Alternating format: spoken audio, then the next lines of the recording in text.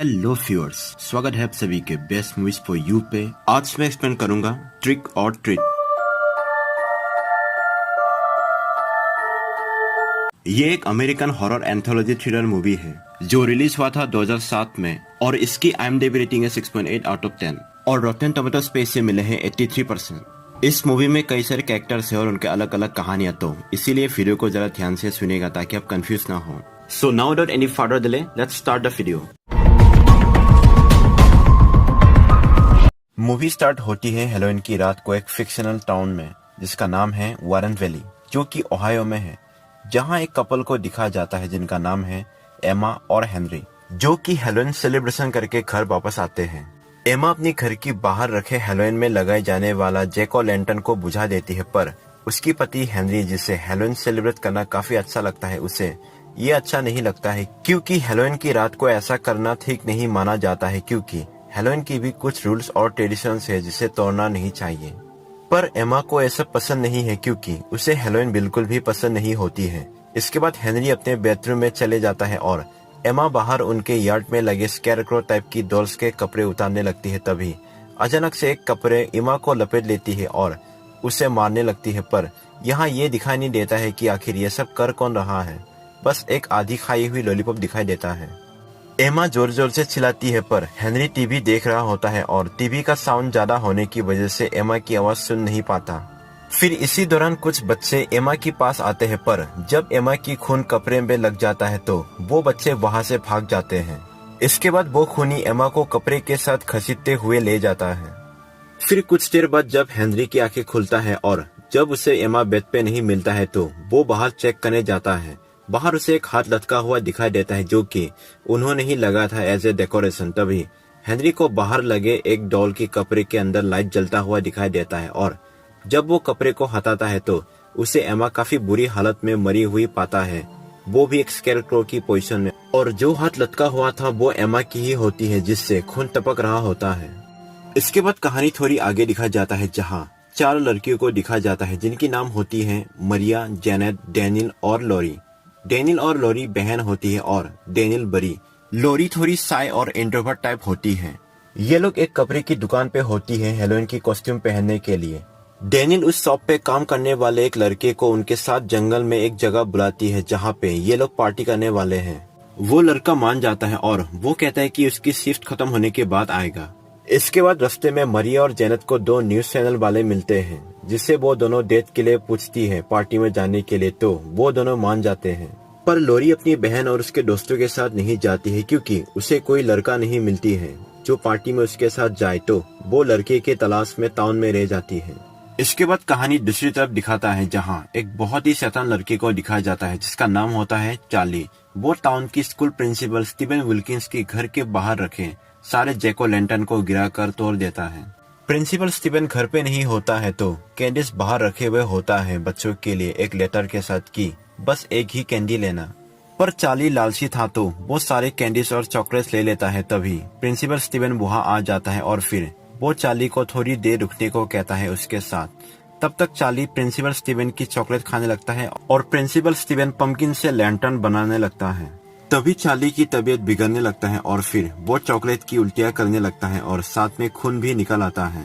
फिर principal Steven Charlie को कहता है कि हेलोइन की एक रूल है कि किसी की कैंडीज या चॉकलेट्स खाने से पहले चेक कर लेना चाहिए। दरअसल मिस्टर स्टीवन ने उन चॉकलेट्स पे साइनाइड मिलाया था और इसी से पता चलता है कि मिस्टर स्टीवन एक साइको है या कहे मर्डरर है। इसके बाद चार्ली मर जाता है और फिर मिस्टर स्टीवन उसे अपने घर के अंदर ले जाता है जहाँ चार्ली की खून मिस्टर स्टीवन की शर्ट में लग जाता है। तभी मिस्टर स्टीवन के घर 3 बच्चे आते हैं कैंडीज के लिए। मिस्टर स्टीवन की शर्ट में खून देखकर उन बच्चों को लगता है कि ये कोई हेलोइन मेकअप है, तो वो लोग नहीं डरते हैं और कैंडीज लेकर चले जाते हैं। पर वहाँ एक और बच्चा होता है जो उन बच्चों के साथ नहीं आया हुआ होता है। वो काफी अजीब होता है और वो भी मिस्टर स्टीवन से कैंडीज लेकर चले जाता है। इस बच्चे का नाम सैम होता है और इसके बारे में हमें आगे पता चलेगा।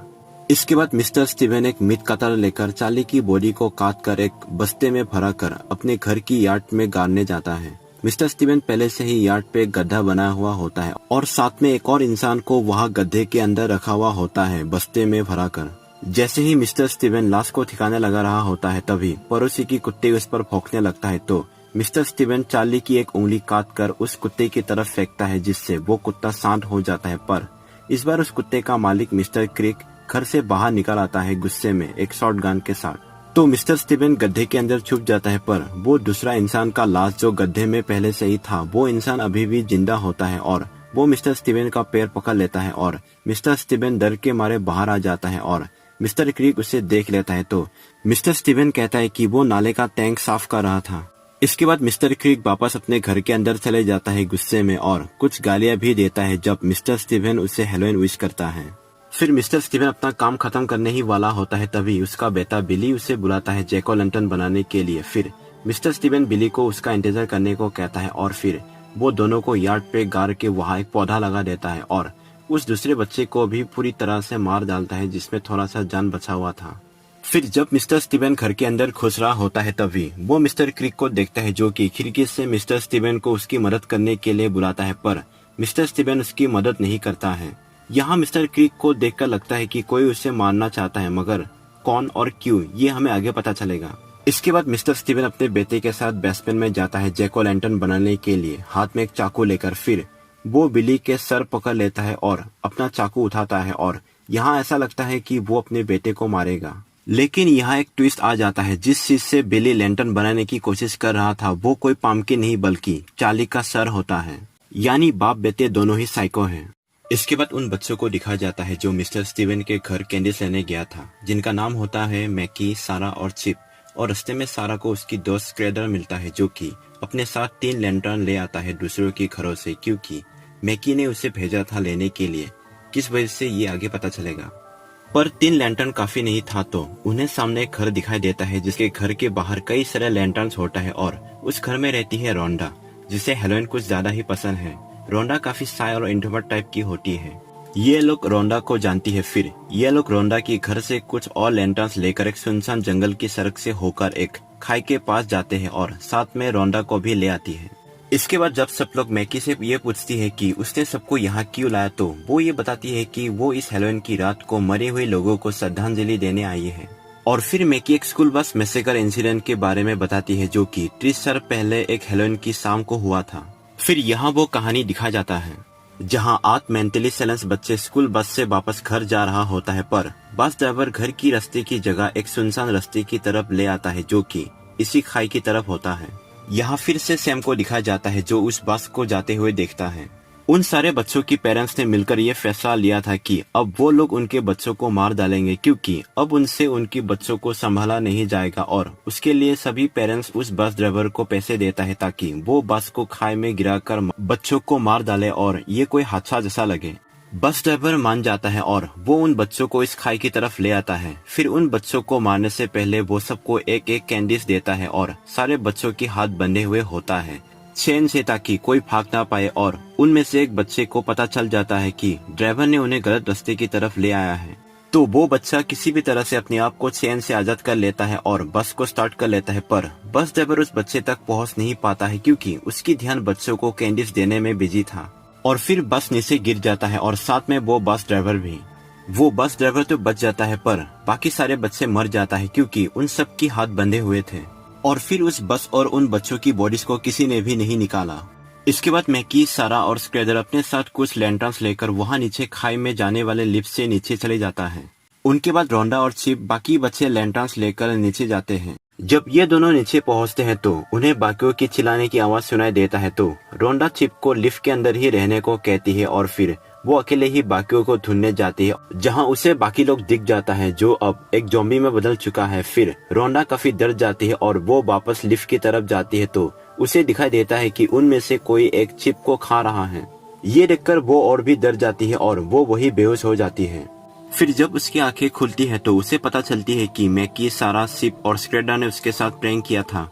फिर स्क्रेडर रोंडा को तसल्ली देने के लिए उसके साथ रहता है और बाकी अपने कुछ सामानों को लेने उस पानी भरे जगह के पास जाते हैं जहां वो बस गिरा था। वहां अभी भी वो बस भरा हुआ होता है। वहां एक लैंटर्न अभी भी जला हुआ होता है जो कि उन मरे हुए बच्चों को श्रद्धांजलि देने के लिए इन लोगों ने रखा था, जिसे मैकी लात मार के गिरा देती है पानी पे, जिससे वो बुझ जाता है। लेकिन मैकी को ये नहीं करना चाहिए था। तभी उन्हें कुछ बच्चों की आवाजें सुनाई देता है और उन्हें वही मरे हुए बच्चे दिखाई देता है। ये देखकर ये लोग काफी जोर से चिल्लाते हैं, जिससे स्क्रेडर को लगता है कि ये लोग फिर से मजाक कर रहे हैं, तो वो उनके पास जाता है। फिर स्क्रेडर को भी वो मरे हुए बच्चे दिख जाता है। फिर ये लोग लिफ्ट की तरफ भागते हैं, जहाँ वो मरे हुए बच्चे सारा को खींचकर ले जाते हैं। फिर जब ये लोग लिफ्ट के पास पहुंचते हैं तो लिफ्ट के अंदर रोंडा होती है और उसे लगती है कि ये लोग फिर से उसके साथ मजाक कर रहे हैं। लिफ्ट की डोर लॉक होता है, जिससे वो उनके लिए नहीं खोलती है और फिर वो लिफ्ट से ऊपर चली जाती है। फिर उन सब की चिल्लाने की आवाज सुनाई देता है, जिसका मतलब एक ही है, जो अब सब समझ गए होंगे। फिर जब रोंडा वहां से वापस आती है तो उसे वहां सैम दिखाई देता है और दोनों एक दूसरे की तरफ देखकर रोंडा वहां से चली आती है। फिर अब कहानी टाउन की हेलोइन सेलिब्रेशन की तरफ दिखाया जाता है, जहाँ एक लड़की को दिखाया जाता है जो कि एक आदमी के साथ मेकआउट कर रही होती है और वो आदमी एक मास्क पहना हुआ होता है। तभी वो लड़की अपनी बॉडी में कुछ फील करती है और जब वो अपनी हाथों को देखती है तो उसे दिखाई देता है कि उसके हाथ पांव से खून बह रहा है। तब वो आदमी उसकी तरफ देखकर स्माइल करता है और उसका दांत वैम्पायर्स की तरह नुकीला होता है। फिर वो लड़की भागकर लोगों के पास जाता है, जहाँ उसे एमा और हेनरी मिलता है, जिससे वो मदद मांगती है, पर उन्हें लगता है कि उसने पी रखी है। अब यहाँ एमा और हेनरी को देखकर कंफ्यूज मत होना, क्योंकि ये कहानी एमा की मरने से पहले की है। खैर, इसके बाद उस लड़की को कुछ लोग दिखाई देता है जिनके चेहरे पे खून लगा हुआ होता है एज ए हेलोइन मेकअप, जिस वजह से कोई उस पे ध्यान नहीं देता है। तभी वो मास्क पहना आदमी उसके पास आता है। इसके बाद वो आदमी उसे मारकर एक जगह बैठा देता है और फिर वो अपना अगला शिकार ढूंढने निकल पड़ता है। इसके बाद लॉरी को दिखाया जाता है, जिसे अभी भी कोई लड़का नहीं मिला है डेट के लिए, तो उसकी बहन उसे कॉल करके बुलाती है जहाँ वो लोग पार्टी कर रहे हैं। तो लॉरी उस जगह की तरफ जाता है और रास्ता काफी सुनसान होता है, जहाँ लॉरी को लगता है कि कोई उसका पीछा कर रहा है। और लॉरी का अंदाजा सही होता है, वही मास्क पहने वाला कातिल लॉरी का पीछा करते हुए आता है और वो लॉरी को पकड़कर उसके गले में काटने की कोशिश करता है। इसके बाद डैनियल, मरिया और जेनेट को दिखाया जाता है, जो कि पार्टी कर रहे होते हैं और उनके साथ और भी लड़कियां होती हैं। तभी वहां ऊपर से कोई गिरता है, जिसके कपड़े देखकर लगता है कि यह लॉरी है और शायद उस वैम्पायर ने लॉरी को मार दिया। पर सरप्राइज ये लॉरी नहीं बल्कि वो मार्क्समैन होता है। फिर लॉरी वहां आती है और वो बिल्कुल ठीक ठाक होती है। इसके बाद मरिया उस मार्क्समैन की मुंह खोलकर उसका नकली दांत निकालता है। फिर वो उसका मार्क्स निकालती है और सरप्राइजिंगली ये मार्क्समैन कोई और नहीं बल्कि प्रिंसिपल स्टीवन होता है। इसके बाद मिस्टर स्टीवन मरिया से पूछता है कि वो लोग कौन है, तो उसकी नजर पास में जाता है जहाँ जितने भी उन लड़कियों की डेथ्स यानी वो लड़के हैं सबके सब मरे हुए होता है। ये देखकर मिस्टर स्टीवन को खुद पे पछतावा होता है। फिर लॉरी मिस्टर स्टीवन के पास आती है और वो ये कहती है कि वो उसकी पहला शिकार है। ये कहने के बाद वहाँ मौजूद सारी लड़कियों की आंखों की रंग बदल जाता है और उनकी दांत वैम्पायर्स की तरह लंबी हो जाता है। यहाँ लगता है कि ये लोग वैम्पायर्स है, लेकिन नहीं, यहाँ भी एक और ट्विस्ट होता है। ये सारी लड़कियां अपनी स्किन उतारती है जो उन्होंने पहन रखा था और यहाँ पता चलता है कि ये लोग वेयरवुल्फ यानी फेरिया हैं। और फिर लॉरी फेरिया बनकर मिस्टर स्टीवन को मार देती है। यहाँ भी सेम होता है और वो ये सब होते हुए देखता है। इसके बाद कहानी फिर से थोड़ा आगे दिखाता है और ये कहानी फोकस है मिस्टर स्टीवन की पड़ोसी मिस्टर क्रिक के ऊपर। 3 बच्चे मिस्टर क्रिक के घर जाते हैं ट्रिक और ट्रीट के लिए। यहाँ पे मिस्टर क्रिक के घर को देखकर पता चलता है कि मिस्टर क्रिक हेलोइन नहीं मनाते हैं, क्योंकि उनके घर में कोई भी हेलोइन डेकोरेशंस या लैंटर्न लगा हुआ नहीं होता है। मिस्टर क्रिक की घर का दरवाजा खुला हुआ होता है। तभी उन बच्चों को चमकता हुआ 2 आंखें दिखाई देता है और किसी बड़ा जानवर का आवाज सुनाई देता है, जिसे देखकर वो बच्चे भाग जाते हैं। यहाँ ये देखने को मिलता है कि वो कोई बड़ा जानवर नहीं बल्कि मिस्टर क्रिक का पेट डॉग होता है, जिसके चेहरे पे मिस्टर क्रिक ने 2 लाइट्स लगा दिया था। मिस्टर क्रिक कुछ फोटोज को लेता है और आंख में डाल देता है और फिर वो टीवी देखता है। तभी उसका पेट डॉग भौंकने लगता है, तो मिस्टर क्रिक खिड़की से बाहर देखता है। तभी कोई उसकी खिड़की पे कुछ फेंकता है। ये देखकर मिस्टर क्रिक अपना शॉटगन लेता है और बाहर निकलता है, जहाँ फिर से उसका डॉग भौंकने लगता है और वो भी मिस्टर स्टीवन की घर की तरफ देखकर। और ये वही सीन है जब मिस्टर स्टीवन अपने यार्ड में बॉडी दफना रहा था और मिस्टर क्रिक उसे गुस्से में कुछ कहा था। फिर मिस्टर क्रिक अपने एक डॉग के साथ घर के अंदर आता है, लेकिन उसका डॉग फिर से भौंकने लगता है। तो मिस्टर क्रिक अपने घर के बैकयार्ड में जाता है, जहाँ कई सारे लैंटर्न लगा हुआ होता है जिसे किसी ने लगाया था। तो वो एक बेसबॉल बैट से लैंटर्न को तोड़ने की कोशिश करता है। तभी फिर से उसका कुत्ता घर के अंदर भौंकने लगता है। फिर मिस्टर क्रिक ऊपर अपने बेडरूम में जाता है, जहाँ उसके बेड पे एक हाथ होता है। फिर तभी अचानक उसके रूम में एक लैंटर्न आ जाता है जो अपने आप जल जाता है, जिससे कमरे में रोशनी आ जाता है। और फिर मिस्टर क्रिक को अपने कमरे की दीवार पे लाल रंग से या शायद खून से कुछ लिखा हुआ दिखाई देता है और दीवार पे लिखा हुआ होता है, ट्रिक और treat, give me something to eat. ये लाइन बच्चे बोलते हैं जब वो लोग हैलोवीन की रात को दूसरे के घर जाते हैं कैंडीज मांगने। तभी एक हाथ बेड के नीचे से आकर मिस्टर क्रिक की पैर पे एक काट मारता है किसी कतर से, जिससे वो घायल हो जाता है। फिर यहाँ मिस्टर क्रिक को सैम दिखाई देता है, जिसे देखकर वो डर जाता है और फिर वो उस लैंटर्न को गोली मारकर फोड़ देता है, जिससे सैम वहाँ से गायब हो जाता है। इसके बाद मिस्टर क्रिक जल्दी से नीचे आता है सीढ़ी से, पर सीढ़ी पे कई सारे कैंडीज पड़ा हुआ होता है, जिससे वो फिसल कर सीढ़ी से नीचे गिर जाता है। और जब वो अपना हाथ नीचे देकर उठने की कोशिश करता है तो कुछ कैंडीज उसके हाथ पे छुप जाता है, जिससे उनके हाथ पे भी काफी चोट लग जाता है। फिर मिस्टर क्रिक अपने घर की लॉक खोलने की कोशिश करता है, तभी सैम ऊपर सीलिंग में से रेंगते हुए आता है और सीधा मिस्टर क्रिक के ऊपर कूद जाता है और उन्हें मारने लगता है। मिस्टर क्रिक किसी भी तरह से सैम को नीचे गिरा देता है और फिर खिड़की के पास जाकर मिस्टर स्टीवन को देखता है और उसे उसकी मदद करने को कहता है। और ये वही सीन है जो स्टार्टिंग में दिखाया था, पर मिस्टर स्टीवन उसकी बात नहीं सुनता है और अपने घर के अंदर चले जाता है। सैम फिर से मिस्टर क्रिक के ऊपर हमला करता है। इसी दौरान मिस्टर क्रिक सैम की मास्क को उतार देता है, जहाँ सैम की फेस दिखने को मिलता है। सैम का सर किसी पंपकिन की तरह होता है और चेहरा किसी एलियन या एक लैंटर्न में बने आंख नाक की शेप की तरह। फिर मिस्टर क्रिक अपना शॉटगन फ्लोर से उठाता है और सीधा सैम की सर पे मारता है और यहाँ ऐसा लगता है कि शायद सैम मर गया है। इसी दौरान सैम का एक हाथ भी अलग हो जाता है। फिर मिस्टर क्रिक जल्दी से 911 पे कॉल करता है, पर तभी टेलीफोन का लाइन कट हो जाता है। फिर मिस्टर क्रिक देखता है कि सैम का हाथ सैम के पास चलकर जा रहा है और सैम को जगाता है। सैम जागता है और उसका हाथ भी उससे जुड़ जाता है। फिर सैम अपना मास्क पहनता है और अपना एक कैंडी को आधा खाकर नुकीला बना लेता है। और फिर सैम सीधा जाकर कैंडी को मिस्टर क्रिक की सीने में घुसा देता है, पर वो कैंडी मिस्टर क्रिक के सीने पे नहीं बल्कि चॉकलेट पे घुसाता है, जो कि मिस्टर क्रिक के सीने के ऊपर था। फिर सैम उस चॉकलेट को लेकर मिस्टर क्रिक को मारे बिना चले जाता है। इसके बाद कुछ बच्चे मिस्टर क्रिक के घर आते हैं ट्रिक और ट्रीट के लिए और वो उन्हें कैंडीज दे देता है। फिर मिस्टर क्रिक बाहर थोड़ी देर खड़ा होकर देखता है, जहाँ उसे दिखाई देता है रोंडा, जो कि अब घर वापस आ चुकी है। और फिर लॉरी, उसकी बहन और उसकी दोस्तों को दिखाया जाता है, जो अपना शिकार करने के बाद वापस नॉर्मल इंसान की तरह टाउन में आ चुकी है। और यहाँ हेनरी और एमा को भी दिखाया जाता है, जो कि घर वापस आ चुका है। और फिर एमा लैंटर्न को बुझा देती है और यह सब सैम देख रहा होता है। और फिर वो एमा और हेनरी की घर की तरफ जाता है, यानी एम को सैम ने ही मारा था मूवी की शुरुआत में। फिर मिस्टर क्रिक प्रिंसिपल स्टीवन की घर की तरफ देखता है, जहाँ मिस्टर स्टीवन का बेटा बिली घर की सीढ़ी पे बैठा हुआ होता है, अपने डैड की तरह कपड़े पहने हुए। पर बिली को पता नहीं है कि अब उसका डैड वापस कभी नहीं आएगा। और यहाँ बिली को देखकर ऐसा लगता है कि शायद अब उसने अपने डैड की जगह ले ली है, जो कि अब अपने डैड की तरह लोगों का शिकार करेगा। इसके बाद मिस्टर क्रिक घर के अंदर जाता है, जहाँ उन फोटोज को दिखाया जाता है जिससे मिस्टर क्रिक ने आंख में डाला था। यहाँ एक बड़ा सरप्राइज खुलता है कि मिस्टर क्रिक ही वो बस ड्राइवर था जिसने उन 8 बच्चों को उनके पेरेंट्स के कहने पर बस को खाई में गिराकर मार डाला था।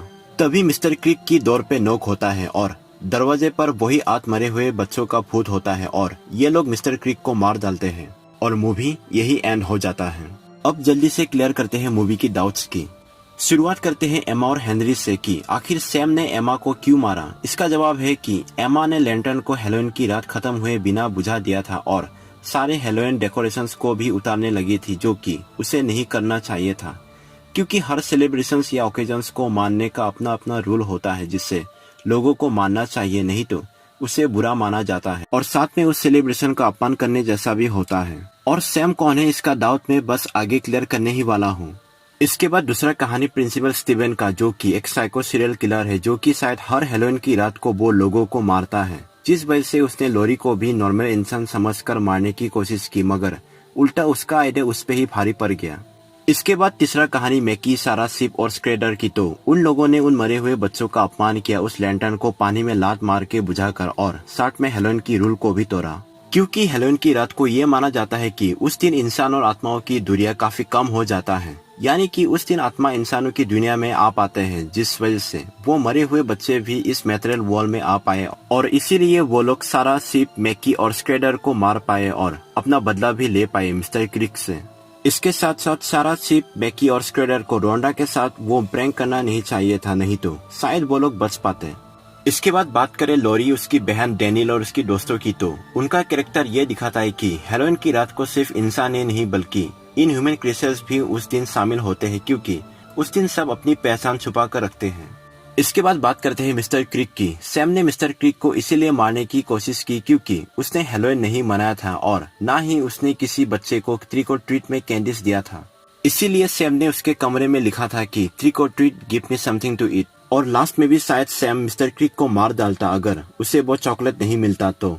और अब फाइनली बात करते हैं सैम की, जो कि काफी मिस्टीरियस कैरेक्टर है इस मूवी की।